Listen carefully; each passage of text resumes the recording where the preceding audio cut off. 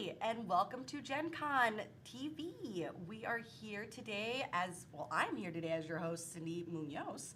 And today we have from Greater Than Games. I'm Maggie Clayton, the marketing director for Greater Than Games, and I'm here to show off some great games. Yes, Yeah.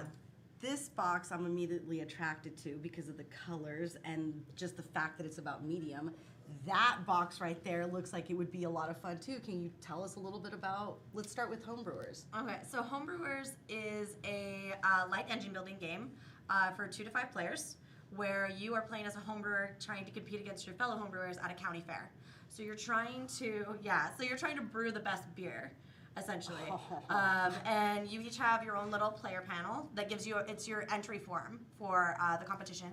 So let me set it out here. So it's your entry form on one side, and it kind of explains to everyone what that character is and what they do. So this is the fellow from the front of the box. His name is Colt Roberts. He's a life coach, and he likes to use beer as a way to connect with other people. He also is really good at getting in touch with other people. So his special player power is that he can work the crowd.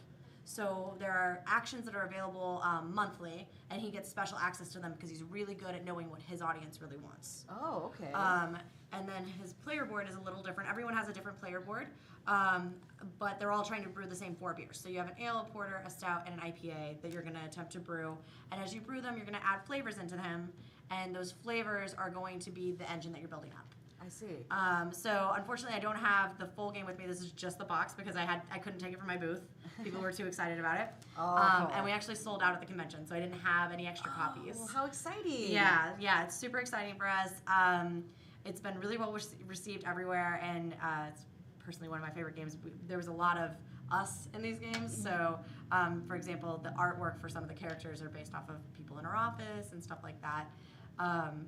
But the best thing about this game is that you can brew beers that you might never want to actually try, but you can make them. For example, you can make like a kimchi oyster IPA. Oh. Yeah. That sounds interesting. It's interesting is the exact right word for it.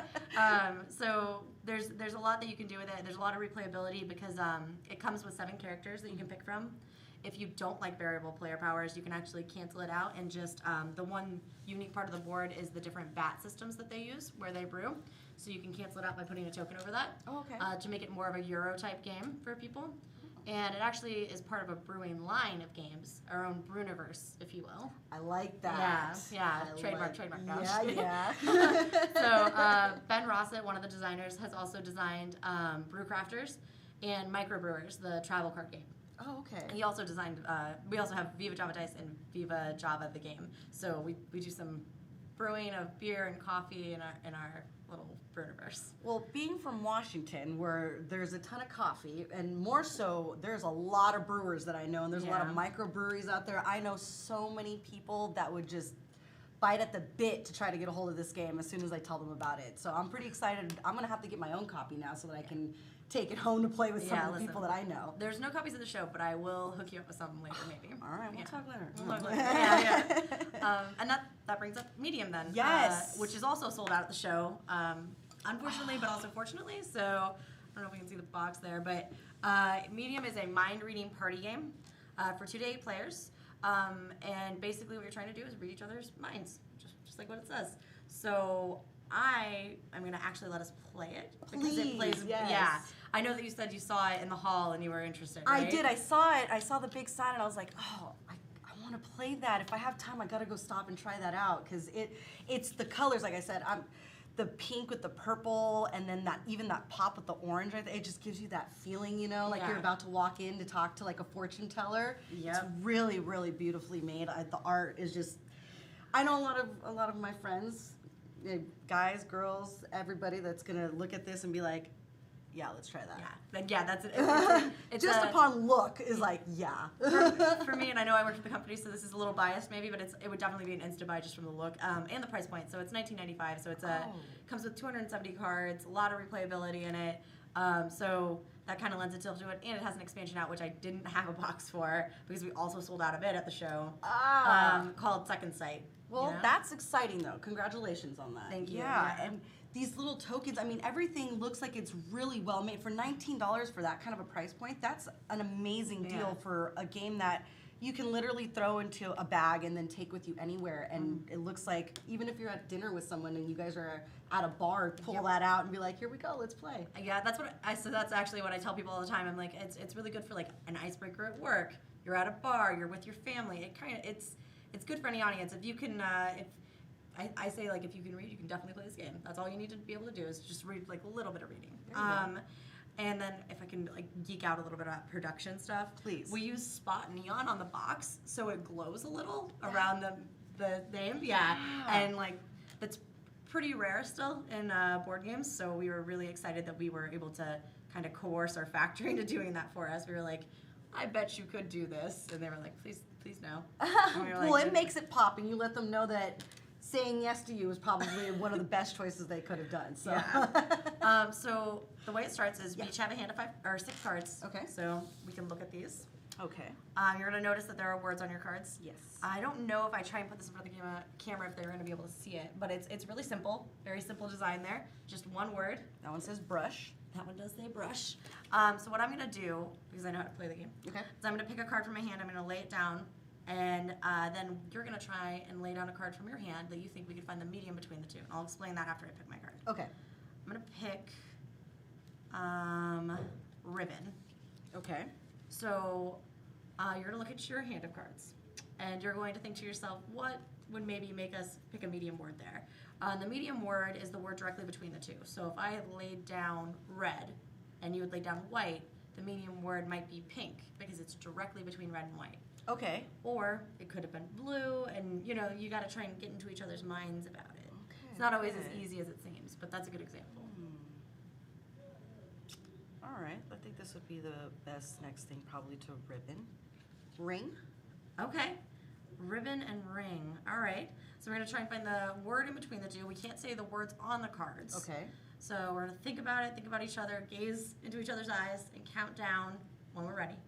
3, 2, 1, and then we'll say the word out loud that we think is on the card. And it has to be like from the spelling of it, or just like any kind of word that would fit in, right? Just any kind of word that would fit in. So Okay. I have kind of an idea. Okay.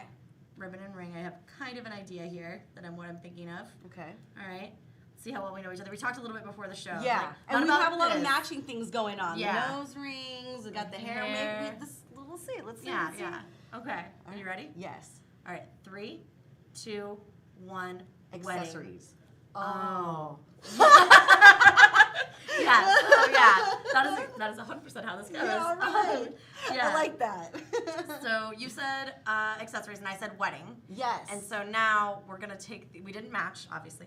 So we're gonna take those 2 words, and we're gonna try to find the medium between them. So Okay. so these are gone. We can't say them, but they're gone. Okay. So now our 2 new words are accessories and wedding, Okay. which I also have. I do too. Okay. I think this one we might get. Yeah, I feel like we Okay. will. All right. 3, 2, 1. Bride. Veil. Oh. I was thinking of bridal accessories. Oh, see, I was just thinking of the person. yeah. Oh, we're close. We're so close. We're getting there. Okay. Yeah. All right. Okay. So we have bride Okay. and veil. Okay. We can't say wedding. Can't say accessories. We also can't say ribbon and ring. Okay. I have an idea. Sure. All right. Yeah. All Let's right. just throw it out. All right. 3, 2, 1. White. Bridesmaid. Oh. See, we get it after. Yeah, I get exactly where you're coming from. So what we did is what I call a mental dance. Okay. It's not a phrase used in the game, but we basically just danced around each other. We're like Yeah. in the same area, but not quite together. Right. So we didn't match, so we didn't get any points. But had we matched, we would have gotten a certain number of points for Okay. that, which is how you play the game. And then if we were playing with more players, you would then turn and play to the player to your left. Okay. I'm bad at directions. I have to So think about it. so it goes to the left. To the left, yeah. So you kind of round robin it, where you play with each player, and then you have teams that might win. So we'll have team points in between us. Okay. So we can keep going. We'll draw back up. And then when we do read each other's mind, like let's say we get the right Yes. one, then who earns a token? So we collectively earn a token. Okay, perfect. All right. Yeah. Are we gonna try again? We're gonna try again. Okay, Draw let's another do it. card. Yes. This time I'm gonna let you go first. Okay. We'll do this one. This might be an easy one. Halloween. My favorite. Oh. And my husband's birthday. Tricky, Good tricky. day. Let's see. I have ideas.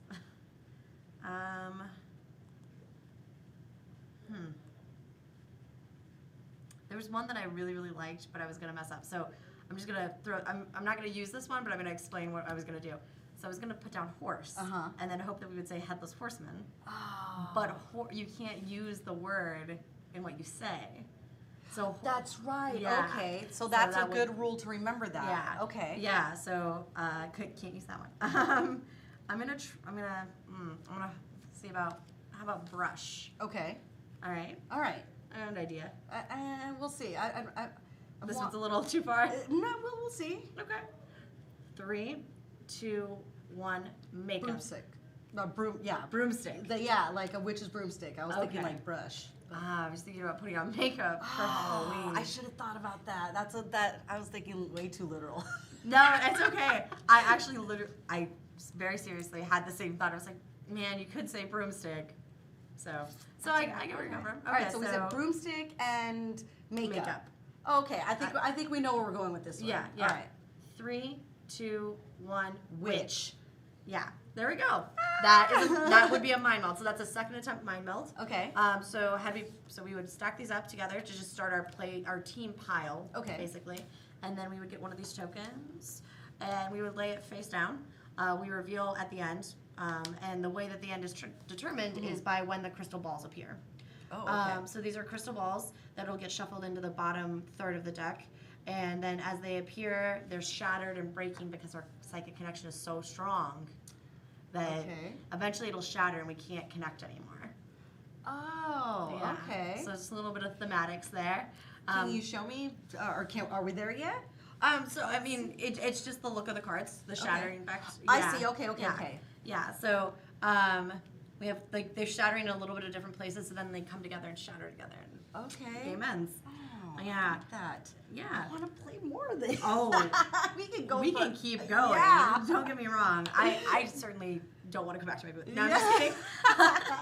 But just so everyone knows, if you're watching this and you're at Gen Con, for some reason you're watching the stream and at Gen Con, stop by booth number 1241 and you can play either of these games.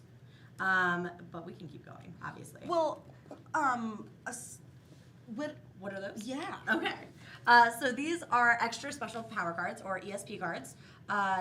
They're special powers that everyone has, and then they're worth 2 points in your hands. And if you spend them, you don't have those 2 points. I see. But the way that they work is this one is called Clear Mind, and it allows you to discard your hand and draw up. So let's say you're stuck on some cards, you don't know how to use them, you're not sure about it. You just discard and draw back up. Oh, that's cool. Okay. And then this is Psychic Link. So if we were playing with another player, and they were like, I really, really think that you're going to say broomstick. They would throw this down and they would guess with us on our first attempt. And so if they got it right, then they would get some points for that. And then if they didn't get it right, nothing bad would happen. They just wouldn't have this card anymore, and we would keep guessing like normal. I see. Yeah. Okay. So it's just a way to interact with each other. And in fact, the second sight comes with more of those, where the second sight promo card will, or not promo card, but like extra special power card will allow you to take another guess. So instead of your 3 guesses that you do, you would get a 4th guess. I see. And that is available with the expansion. Oh, nice. Yeah. And now, since you are sold out at Gen Con, Yes. if they're not at Gen Con even, Yeah. where can they go to buy this? So you can go to your friendly local game store and have them order it. It is available through all of our distributors, so you can go in today and say, man, I saw this game and I really need it, and they will be able to place an order for it, and we will have it out in early September. Oh, you can okay. also pre-order it through Amazon still. Okay, Yeah. there you go. Amazon, awesome. Yeah. What's your favorite part of the game? My favorite part of the game is some of the goofy things that you'll think of, like Yes, yeah, Yeah. that was fun. yeah, it gets sillier and sillier. I played it when I was over in the UK at UK Games Expo, and I was live streaming with Beasts of War, and I played it with one of them, and I was like, man, like before I got in, I was kind of nervous. I was like, what if like things just don't quite line up, like we don't think of the same stuff. You know what I Yeah. mean? Like what if there's like some cultural differences even though it's not that different? Right. 100% wrong. Really? Yeah, we matched every time. It was really funny. Awesome. And like that feeling of the match and like getting it right and being goofy with each other, it really like bonds people. Like we'll see each other next year at Gen Con and be like, Yes. broomstick. Yeah. You know what I mean? Exactly. Like, it's a really good feel good game. You know where I could see this being played at? Where? On a honeymoon.